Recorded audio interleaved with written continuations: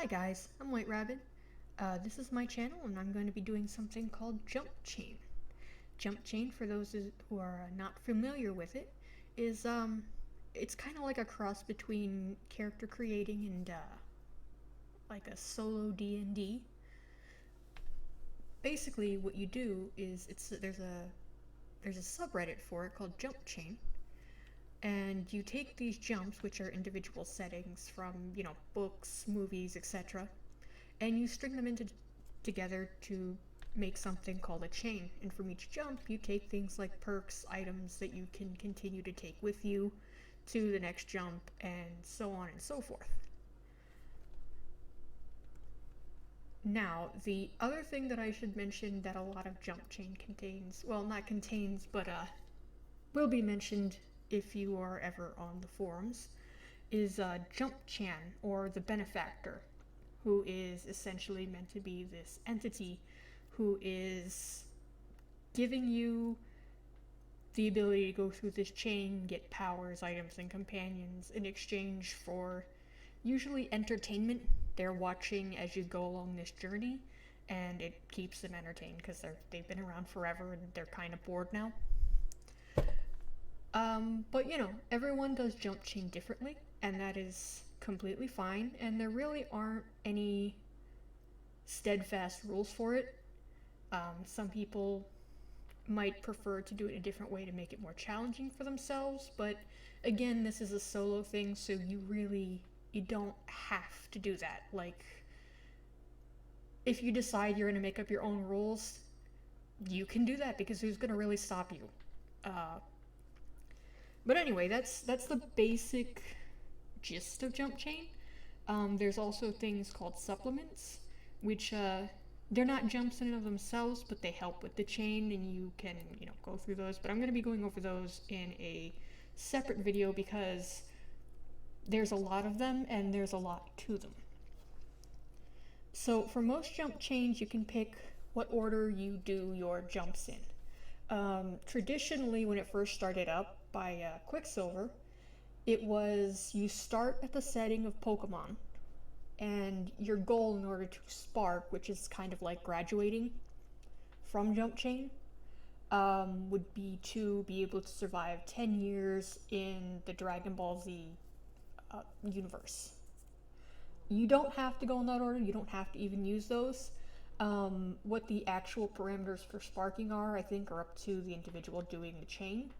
I usually use the Dragon Ball Z, I guess, allegory, just kind of as a general guide of how strong I need to make my jumper, which will, in this series, be me, essentially, just me being a drop-in. But yeah, and I'm gonna let you guys decide what you want your spark to be, or if you even want to spark in your chain. But in this video, for my jump chain, I'm going to be going through, in my videos, my explanations and my process and my, I guess, my setup for jump chain and how I like to do things. And I usually like to view jump chain as, what if this were a real thing that I could actually go do? What would I want? How would I want to do things? What would realistically happen? Which, I mean, is not going to be 100% accurate, but I do my best, and it's fun to think about. So for my actual document that I like to keep my notes in, which if you're doing Jumpchain, you're going to want something like that. Some people have Excel spreadsheets. Sometimes I use pen and paper, like notebooks, just because I like physically writing things down. But I also like to use a Word document or WordPad. Those are my two favorite things. Mainly because I don't like looking at Excel spreadsheets. I don't know why, I just don't like them. But I'll show you how I have my document set up. Now, obviously, you don't have to do this way. You can make your own document to keep notes however you want to. This is just how I do it. Usually in this first little section, I'll have, jump chain to let myself know that this is the start of the chain, or rather, this is like the little introduction. And usually in this little section, I like to put rules for myself that I want for my chain, as well as if I decide to give myself any what would be called universal drawbacks. Drawbacks themselves you can take in each jump, and they give you more choice points so you can get more powers, items, perks, pets, etc. Universal drawbacks or chain length drawbacks are ones that carry on through every jump throughout your chain. And they can be pretty much whatever you want, like, now the standard you get in each jump is about 1,000 choice points. And you can put up a drawback for an amount that you think is fair or not. It's your chain, you can do whatever you want. But I could maybe put something like,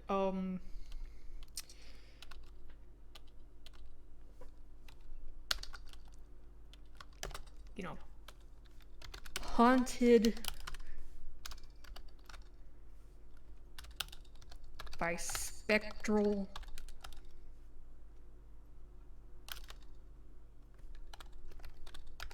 office chair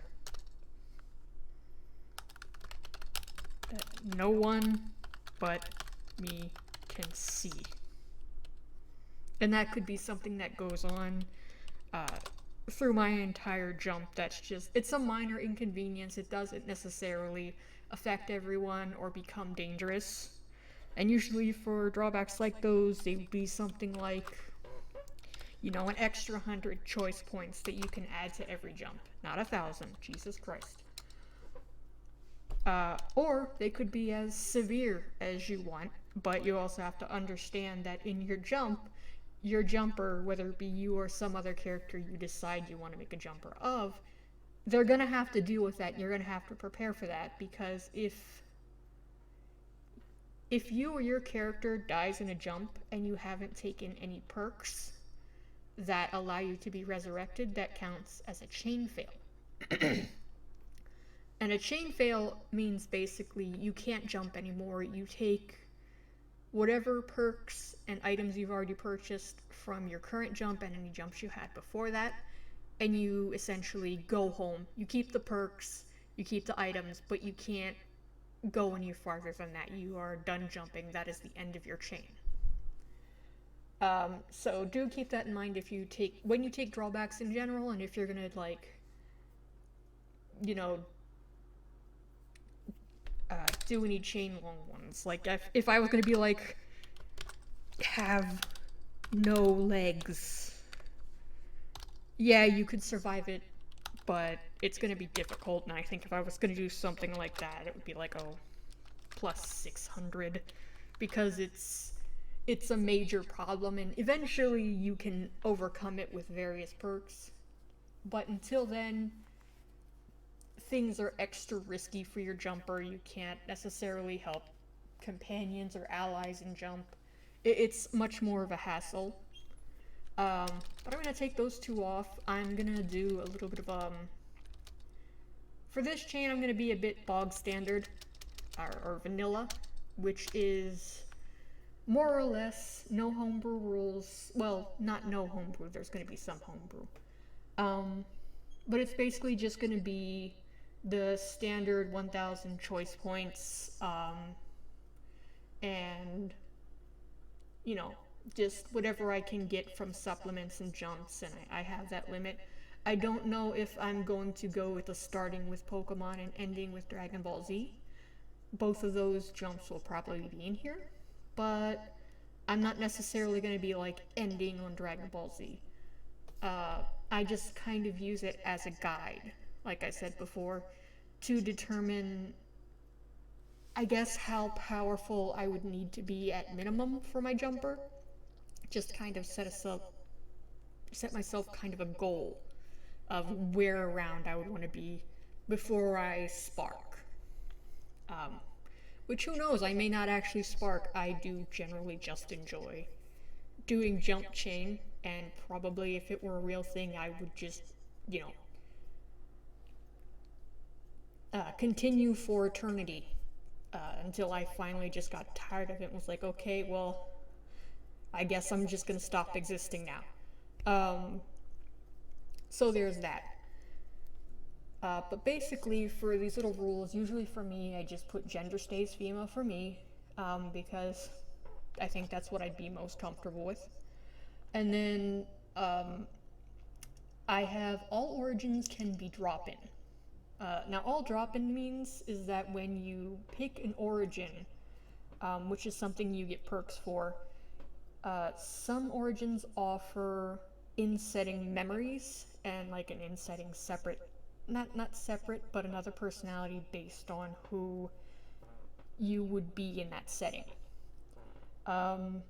which can be difficult if, you know, realistically, because you would be coming in and you would have two separate memories, like two sets of them of who you really are and who you are in this jump that you'd have to overcome and sort through. Which again, later there are perks you can take to easily overcome that. Me personally, I think that that's unnecessary difficulty, and I don't want to have extra memories just in order to pick an origin and get discounts. So I'm going to go ahead and do that because I don't think it's going to affect the overall quality of my chain. Also, I apologize for any creaking in the background. I have the world's noisiest chair. I can't do much about that, but you're going to hear it whining every now and again. Alright, so the first jump I'm actually going to I'm going to go over to Jumpchain. Now, when you're doing Jumpchain, I'm not in any of the other communities. Like I said, I'm in the Reddit one. So where you're going to want to find pretty much all your jumps is you're going to go down to the frequently asked, which is pinned by Nerks. Pretty much the king of Reddit's jump chain, or subreddit. Seems like a cool guy. Sorry, I had to get something to drink. And this is where you're going to find all the Google Drives that are going to have pretty much most or all of the existing jumps. I use 3 different ones. 2 of them are sort of the same, but the ones I usually use are going to be Driving On, Space Battle, and Reddit. These are 3 different communities, so you're not going to find, you might find some of the same jumps in each one, but for the most part, they all have their own different jumps. Brutus's drive is actually more or less Driving On's drive, but it isn't updated. It doesn't update anywhere near as often as Driving On, so I just kind of default to Driving On if I want to do that one. And Driving On is also where you're going to find I guess what you would call the traditional jumps, like that started it all. Those are Quicksilver's jumps. I'm going to go in here, and I'm actually going to do Pokemon Trainer first. Even though, obviously, you're not required to do that first, even though traditionally that would be what you do. I just think if I were going to be going into Jumpchain, that would be one of the first places I would want to go. Because even if I failed that jump, like just immediately chain failed, I would still be pretty happy being able to have, you know, Pokemon and have seen Pokemon like for real, and I think that would just be fun for me. So I'm going to open it up. Now these documents, I'm not going to read out each and every one because they're long. Not all of them, but some of them can be like 64 pages long, and I'm lazy. So you're welcome to go to any of these drives and read over these documents as you like, but I'm only more or less going to kind of summarize the perks that I'm taking and sometimes the ones that I'm not, just to kind of explain how I make my decisions and, you know, a little explanation as to why I pick those things. So for the Pokemon Trainer jump, I already have a little template started for that one, and I'm actually going to copy it quick so that I can just paste it for when I go to the next one. Now, a lot of places you'll usually end up with at least age and your origin, which I usually put down as drop in. And if I decide to pick something else that's not specifically drop in, I'll put it in parentheses next to it. But usually you're going to have age and origin. A lot of them will have location and then maybe starter, race, etc. So I put those, the ones that don't really need explanation or pretty much like a one-word thing, I'll put those up here. So for Pokemon, you actually get up front a bunch of free items, which I don't, you don't have to make a note of them, but I'd like to just so that I can look back and say, okay, I have these things that I can use, either in other jumps or just to say, okay, I had those, so, you know, take that into account when I'm in the jump that's using them. So we got the bag that's bigger on the inside, which I'm going to put a little note next to. That isn't the right font. Hold on a second. I don't want that to be bold.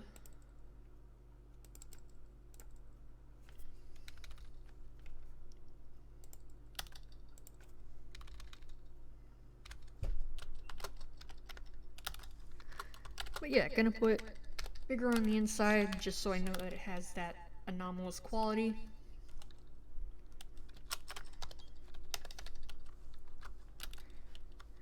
And I'm gonna write down the Pokegear. That is not how that's spelled. But yeah, I'm just gonna make a quick note of these for now.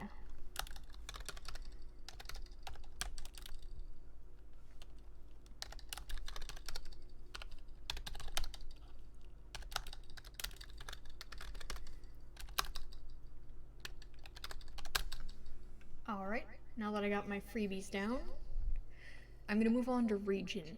Now, something you'll notice in a lot of jump chains is when you choose your starting location, usually along with age you have to roll for it, or you can pay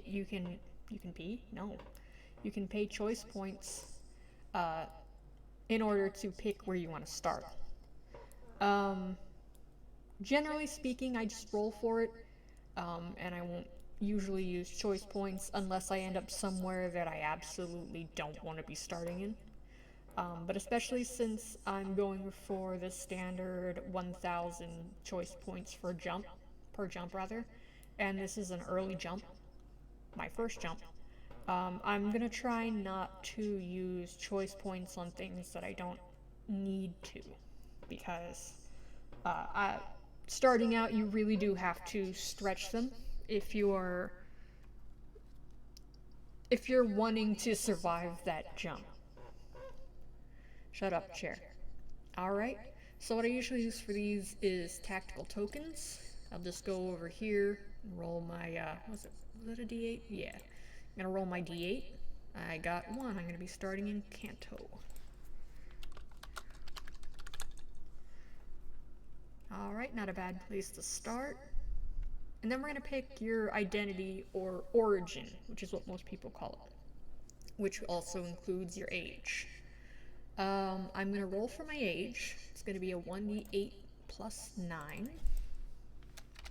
And this is why I like tactical tokens, because it has its own little custom thing. You don't really have to download anything. That is incorrect. There we go. And you can just put in your little custom dice. The adding already done. So I'm gonna be starting here. Age 14. Alright. Again, I can spend the choice points to pick my age, but I don't want to do that right now. I don't really need to be spending on that. So for my origin, I'm going to go ahead and do a drop-in, even though I do like Hermit, but I feel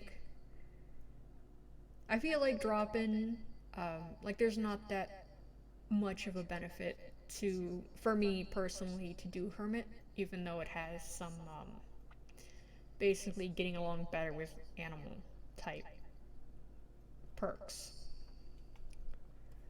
Also, as I said, it's free. I don't really want to spend anything unnecessary. Alright, then I'm going to choose my starter. We have a couple different options here. We can do an actual starter for any game, which would be free, as well as a Pikachu or an Eevee would be free. It doesn't have to be native to your region. So if I wanted, I could, for free, pick a starter and be like, oh, I want to take Rowlet, even though I'm in Kanto.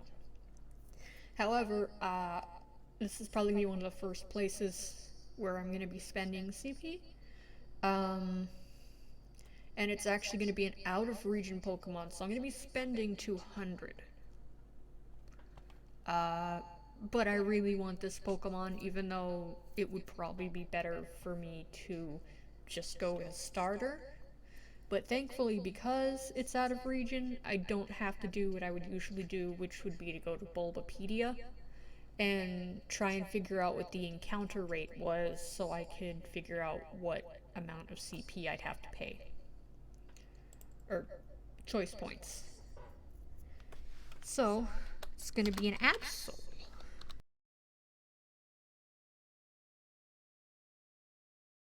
Because I love me some Absol.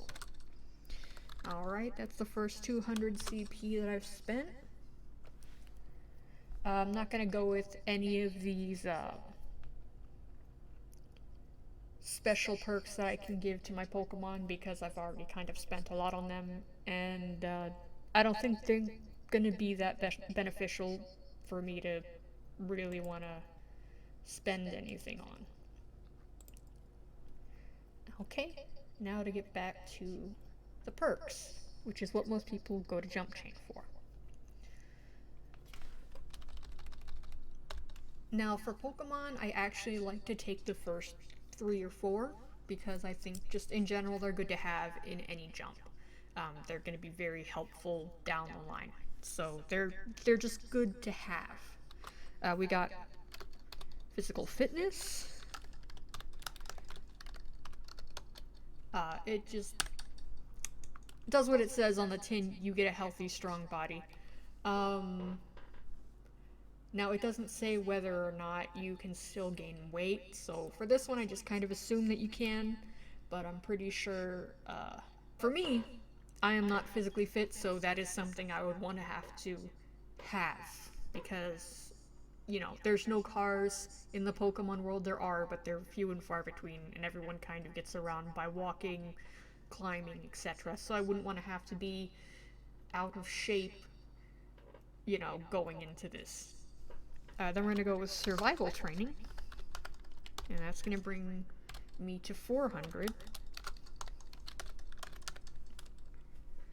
And that's going to be good again in any setting, knowing how to survive in the wild, how to find food, keep warm, find shelter, clean water. You're going to need that in general, especially, you know, in Pokemon, where you're going to spend a lot of your time wandering around the wild trying to catch very powerful creatures. And some people would also point out that Pokemon might not be a good starter jump because the creatures there are so powerful. But again, aside from just generally wanting to go there, I pick it because even though they're powerful creatures and there are criminal organizations, the Pokemon themselves aren't exactly malicious or necessarily outright hostile to people or interested in killing them. So it's a very family-friendly-ish type place. Just in general, the feeling of it is nowhere near malicious as many other jump settings are gonna be. No one's really out to kill you, basically. So I think, just as far as intent goes, it would be relatively safe for a jumper, unless you're gonna go around immediately doing awful things. But then that's on you. Alright. I don't necessarily need free running. I want free running, but I'm gonna get combat training for now. Not something you need in Pokemon necessarily. You're gonna need combat training in the future. So, that's just a good one to take because here, in most jumps, it tends to be relatively cheap. So, you can pretty much get some form of combat training anywhere, but I like to get it early just in case. And since I am dropping, I get a discount. So instead of 100, I'm going to be paying 50 choice points. So that puts me at 450. Now I also got a discount on blend in. I'm not sure if I'm going to take that just yet. But I am going to take Savant, which is going to give me perfect memory, great at math, and good spatial awareness, and really good aim with a firearm. Which, you know, also ties in with combat training and going to be something you're going to need later in more hostile, violent environments. Alright, and I got a discount on that, so that's going to bring me to 750. Let's see. 800, 900. If I get blend in. No, I don't think I'm gonna take that one. I think I'm gonna instead go down here. Back to. No! What have I done? Sorry, habit. I'm gonna go ahead down to items, which here is listed as gear. I'm pretty sure. Well, it's not always said, but generally speaking, items are what's called fiat backed, which means that they're protected. They have plot armor, in a way. It's not always the case, but a lot of them will, you know, basically be indestructible, or they'll respawn once they're used. Like, you get to keep the one you use, but they respawn. That isn't said here, so I don't know that it's the case. But most jumps will have that. However, since it doesn't specifically say that they aren't fiat backed, you can still fan wank and say, oh, yeah, it is, because it doesn't say it's not. However, I'm just gonna go with it being, you know, them not being breakable and not necessarily respawning. But I am gonna take 3 Master Balls. I'm not guaranteed to run into any legendaries, but if I do, I would want to catch them. And, you know, any shinies or any Pokemon that I just generally really want. So that's going to bring me to 850. Then I'm going to take some Pokedollars.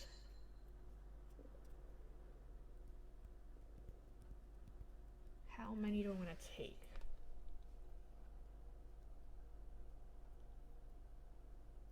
I'll go ahead and end up taking 100k, which I'm going to put down as 50k Poké dollars times 2. Dollars. Poké dollars. If only I could spell.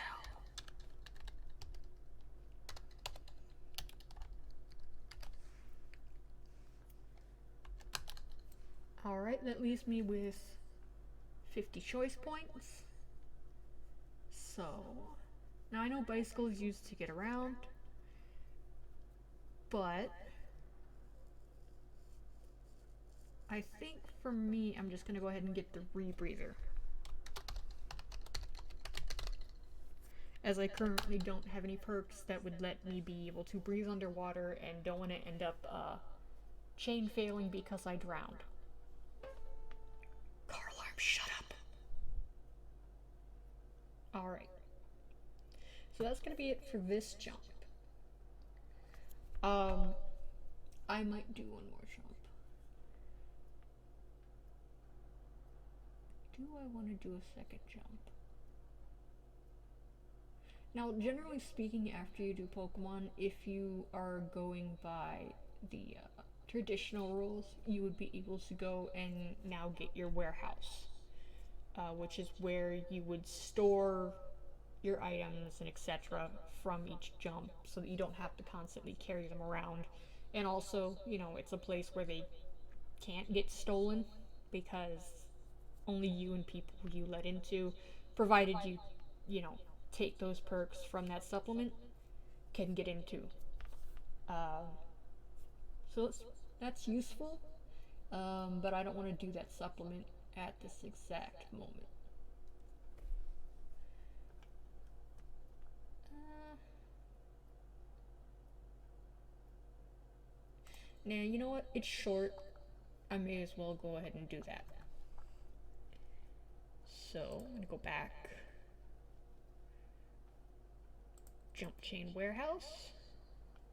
Now, he has updated this. I don't know how recently, but there is an updated version for the supplement. Um, where it gives you some extra choice points. And obviously, 150 doesn't seem like a lot, but the prices aren't that high. So, there are a few rules according to the supplement. As long as you are inside the cosmic warehouse, the doorway can't be closed. Living people can't be stored in the cosmic warehouse. Other people can enter the cosmic warehouse with you, but they leave when you do. When the door to the cosmic warehouse closes, time stops inside it. Only one door to the cosmic warehouse can be opened at a time, and the gateway to the cosmic warehouse is only as big as the door that created it. So those rules keep in mind, and it's 150. And that's the old version where it was about 50 CP left. Or available. Okay. So I'm gonna go ahead and make some selections. First off, we've got utilities. This is just what I mean. It's pretty obvious. You got electricity, plumbing, heat, AC, etc. I always take electricity and plumbing. Um, for various reasons, they're just good to have. But that's going to be 20 off the bat.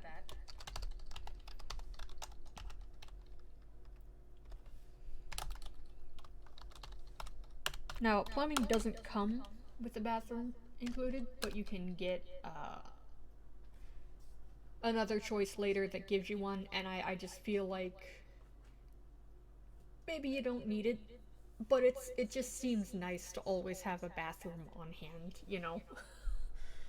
Later you can get perks that make you not need to use the bathroom, but until then, it's just nice to have. Uh, and I'm sure any companions you take will be happy to have that option too, if they uh, don't have any perks that take away their urge to go to the bathroom. I also like to do heat and AC.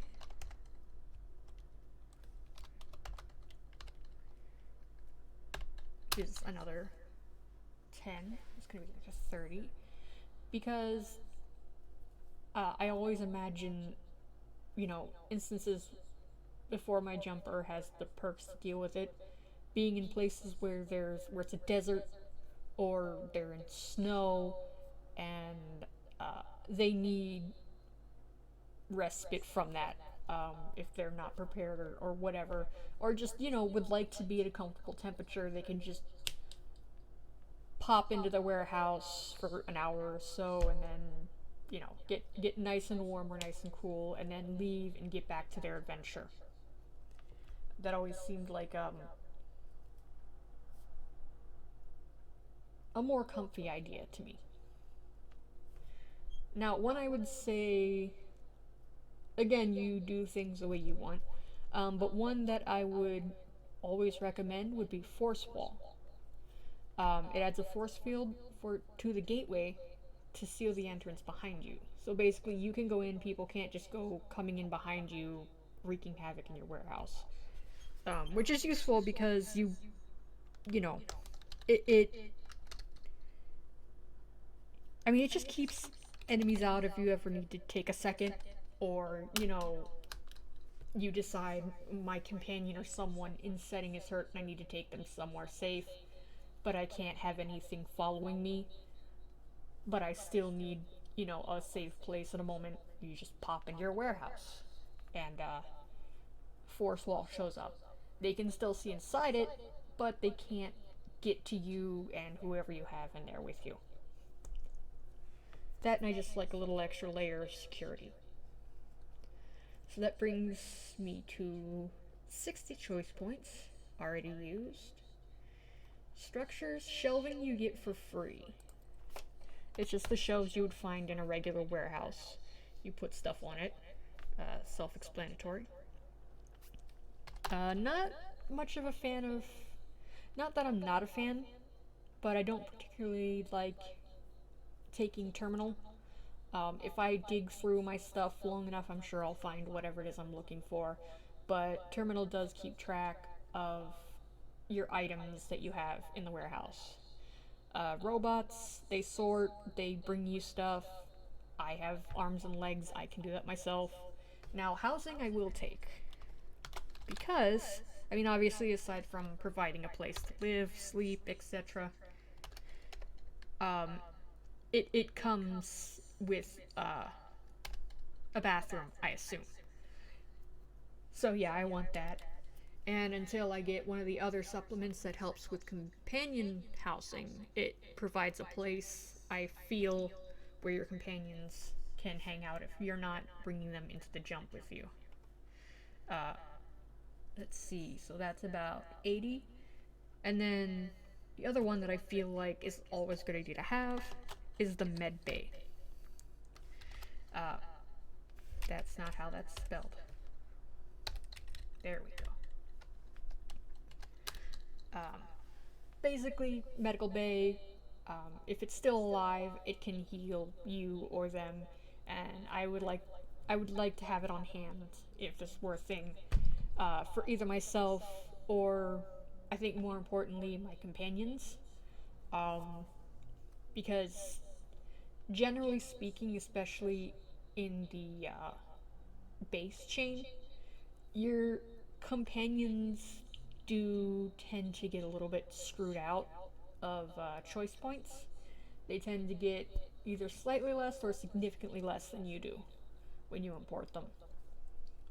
So, since they have, you know, less of ability to get things they might need to survive or, want in a jump, you just want to give them the option to not die and not have to suffer um, through an injury or something. You just bring them in, put them in the med bay. Again, with the force wall on, you don't have to worry about any enemies following you in and, going after your companions or allies or whatever while you have them in the med bay. Okay, so it's going to be 100 even. Now let me copy this real quick. You don't have to do this again, this is just something I do. And I don't always, sometimes I just get lazy and put everything in one spot because, well, lazy. Just gonna put miscellaneous. So for miscellaneous, something I do prefer to have is going to be portal. Which, instead of you having to go out and find a doorway, as long as you have some kind of surface, you can open a door to your warehouse, which is, again, very useful if you need a moment to get away from your enemies, or, move your companion somewhere, or just kind of need something from your warehouse and you're in the middle of the wilderness, obviously. Like if you're somewhere where there aren't any buildings, you're not gonna find a door. So that's gonna bring me to 130.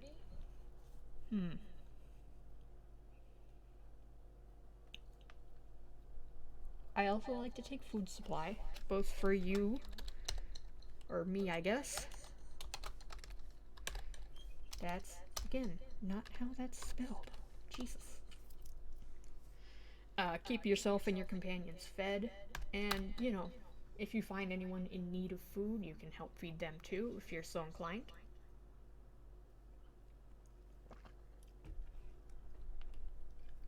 Which, if you want to be, weird about, you know, if you need to trade someone something and they're poor and don't have any food, well, here's some food I can trade for you. And, you know, get help from them.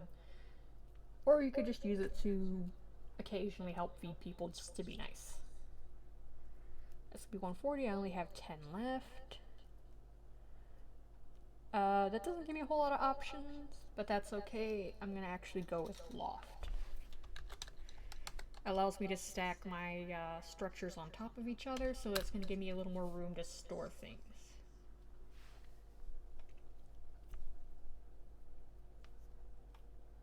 Go ahead and save real quick.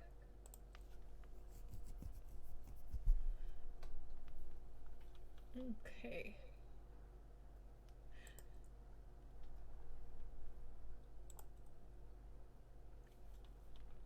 I'm actually going to also do the body mod because I feel like it. And also traditionally those would be the two supplements you would initially get if you were doing this quote-unquote by the book, which you're under no obligation to do.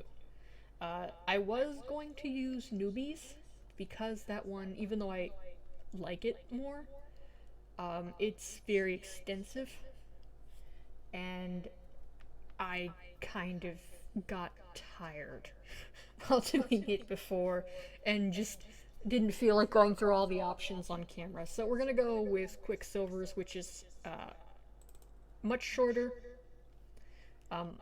not as much stuff, but you know what, that's fine with me for now. Okay, so there is, put that in bold. No.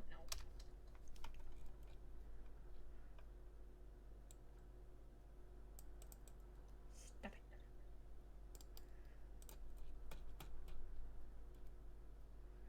As you can see, I'm kind of picky about my layout.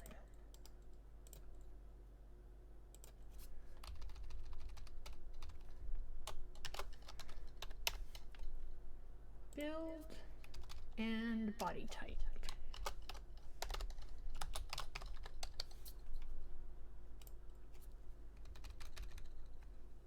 Okay, so your body mod is gonna be your default, your base.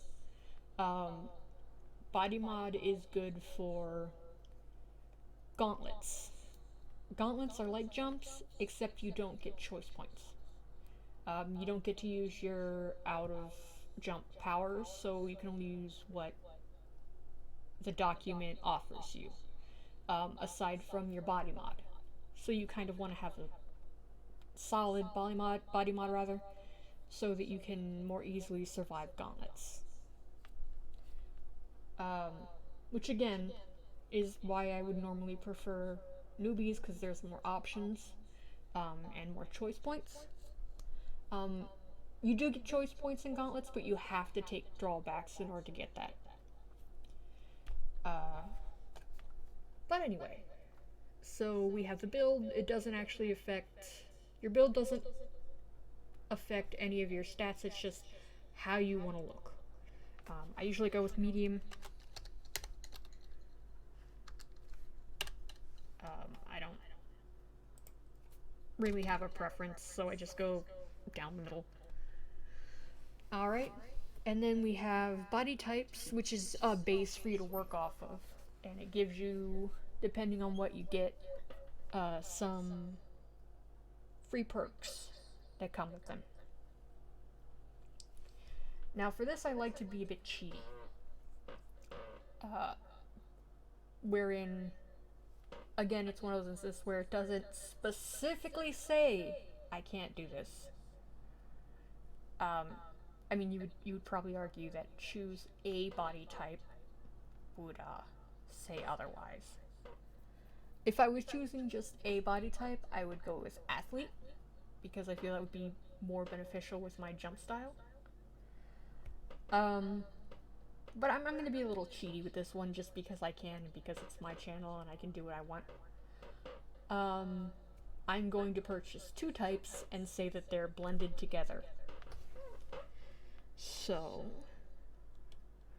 I'm going to go with an athlete slash charmer.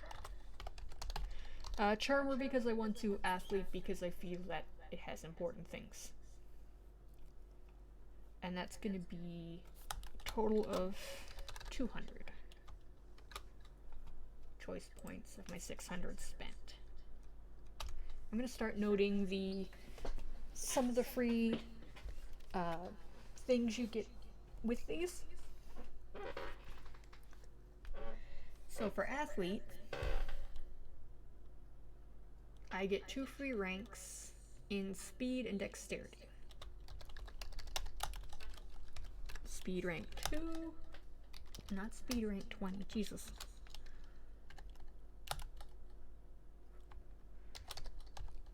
And dexterity.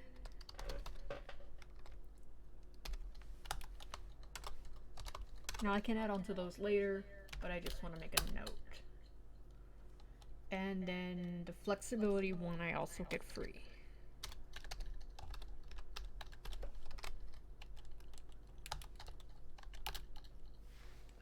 And from Charmer, I get 2 ranks in appeal and shape.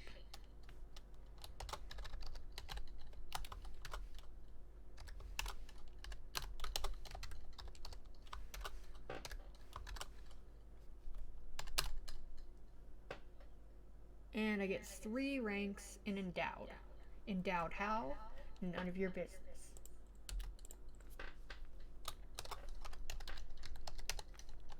I'll just leave y'all to try and guess in which way I would be endowed.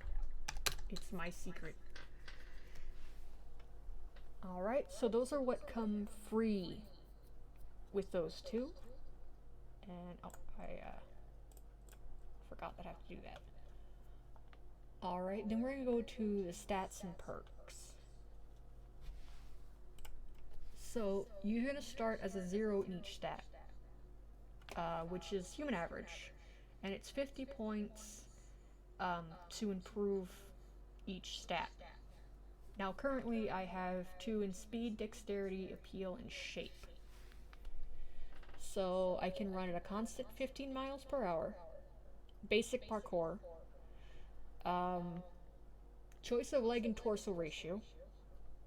I actually don't know that I have use for that, but hey, it was free. Appeal, hair is clean, has volume, doesn't get greasy, also no acne ever.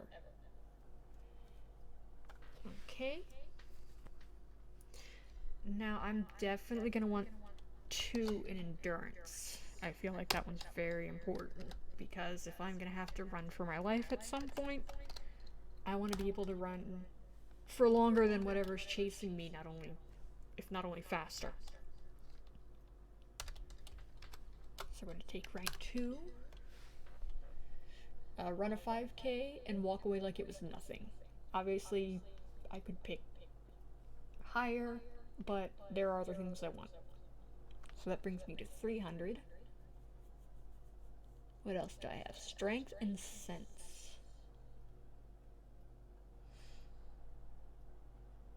300.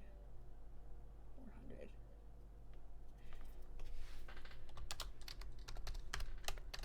Now, regardless of what I pick, I'm gonna put down what it is so I can remember. Let me just check, because there are 2 things that I want specifically from the perks. And that's going to be Ever Cleansed and Metavore.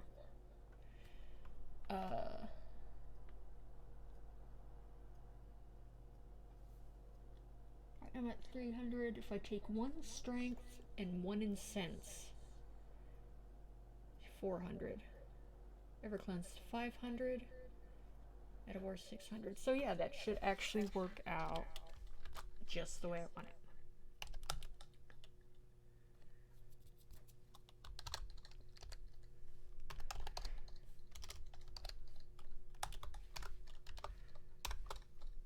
So I'm slightly better than average in most things.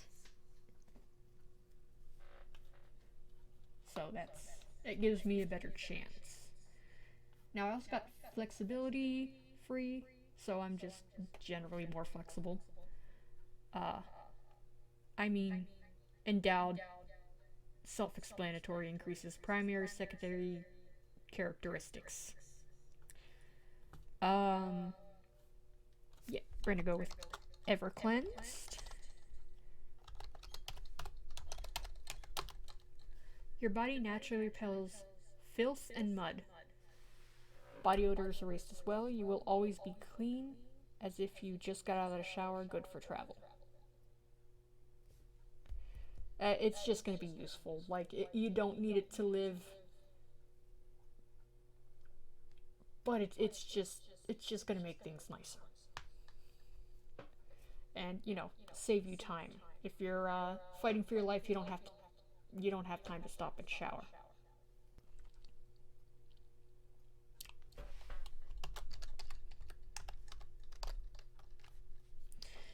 And Medivore, which basically, so long as you're eating, you're gonna survive. You won't be malnourished. So you could eat the poorest quality food, but so long as you're eating enough of it, you're gonna be able to make it. And that's gonna be all for now, because I need to check the audio. So I will potentially see you guys in the next video, or I will be redoing this one completely.